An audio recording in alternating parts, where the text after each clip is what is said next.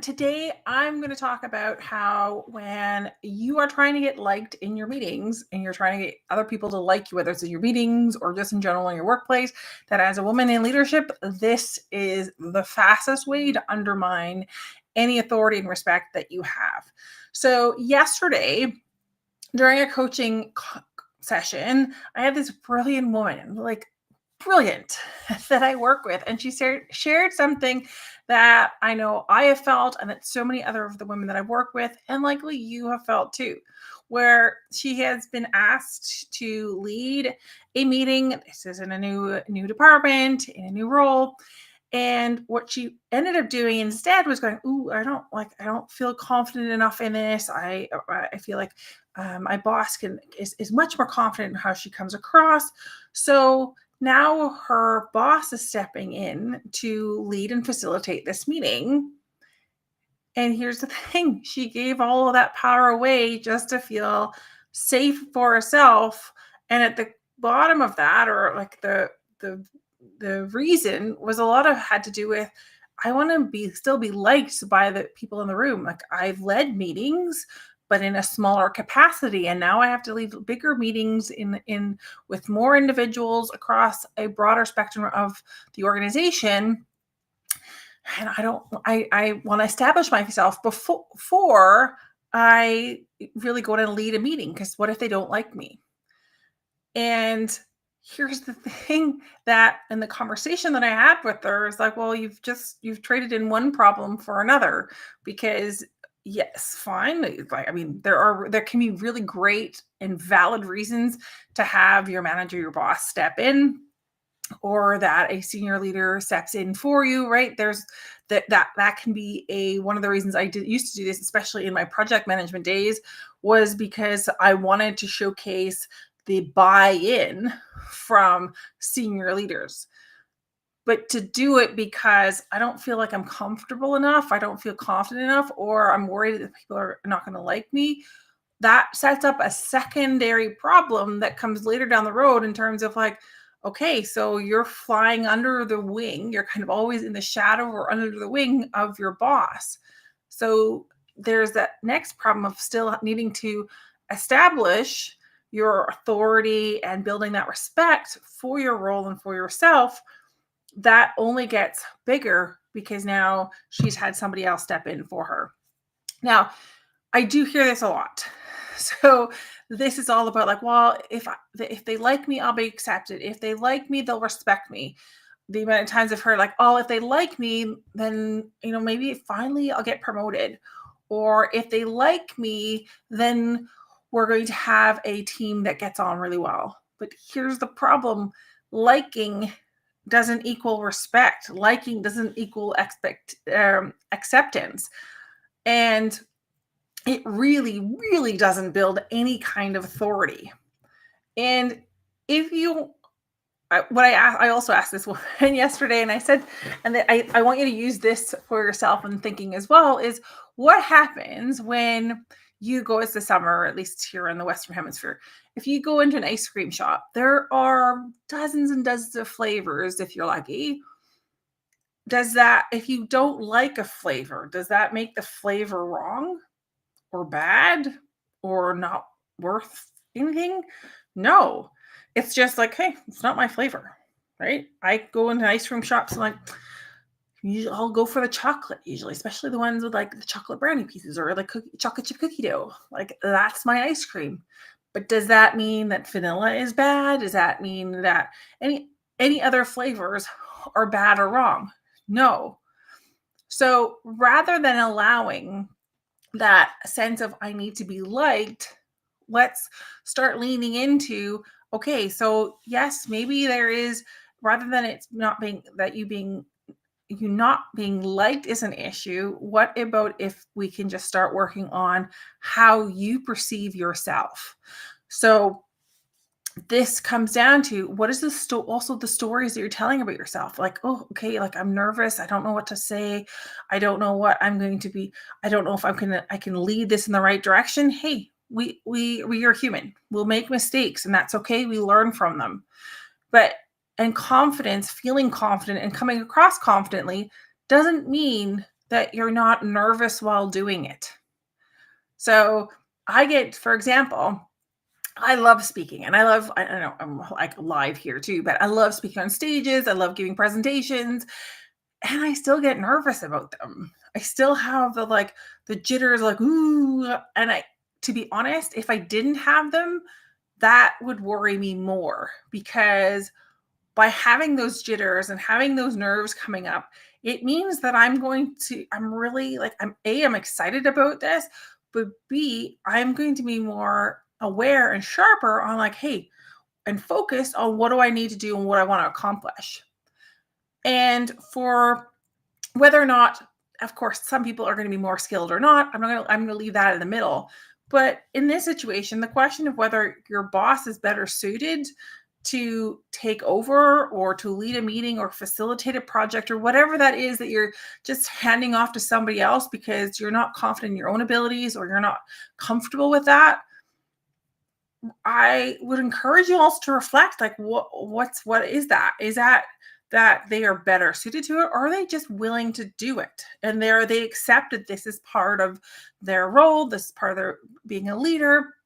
And unfortunately, the only way to really step into and become that leader is by stepping up when it feels hard, when it feels awkward, when it's uncomfortable, rather than waiting for the moment to feel ready. And like I shared with my client yesterday, I said, well, confidence is a muscle. It's something that we get to build up. You don't go to the gym and think, hey, I'm going to be able to bench press like 100 kilos on the first day. You're going to need to work your way up to that, right? It doesn't happen. You don't expect to run a full marathon on your first day of training and do it successfully because we need to train up. We need to build our muscles up for that. Similarly with confidence. So where I wanted to leave you with this is in terms of when you reclaim that mic for yourself, reclaiming that space for yourself and not allowing the likability factor. And trust me, as a woman, we are much more harshly judged than men are. Likability is important on a lot of aspects, but it doesn't mean that we have to step aside or let opportunities go by because we are so focused on being liked. So, when that's the case, here's what I want to share with you today. If this is what you're doing, is first off, stop apologizing. Don't apologize for being in the room. Don't apologize that, hey, oh, I'm sorry, like we have to all get together and do this. Oh, I'm sorry if that things weren't clear. Like, stop apologizing because that apologizing is eroding your authority and eroding the respect for you as well. It's putting you in a light that you're not really serious. Then start leading the meeting like it's actually your idea and not just part of your job. Like this is what you wanted to do. And to give you an idea of how to start with that, it's just like you can be very upfront. And I know with my client, she's like, well, how do I set up the meeting? Like, how do I lead and facilitate this meeting? It's like, well, first off, what are you doing? Like, is it meant to be a discussion? Is it meant to make a decision? Like, what is the outcome? So you want to lead with your outcomes, tie it to business outcomes, and then really work towards a result by the end of the meeting. I don't know about you, but I hate meetings that have or it's just like we're just spinning our wheels, but there's no actually movement and momentum forward. There's nothing that gets accomplished other than we're all just sitting here talking and wasting time. Now, the third part of this is like really own the fact that you're in this role. Own and part of that is going to build your confidence as well, because as soon as you start to recognize like I've got all this experience, I've got all these accomplishments, and I can do this. Yes, maybe I haven't led a meeting with 25 people in it, but I have led meetings with 6 or 7 people in it. I've led meetings with 10 people in it. Okay, it just means there's a few more people to manage, but I can do this because I've done it in the past. So really lean into that experience to own your role and really stand strongly there for yourself. Even when your voice shakes, it's okay. Don't worry about it. We can keep growing past that.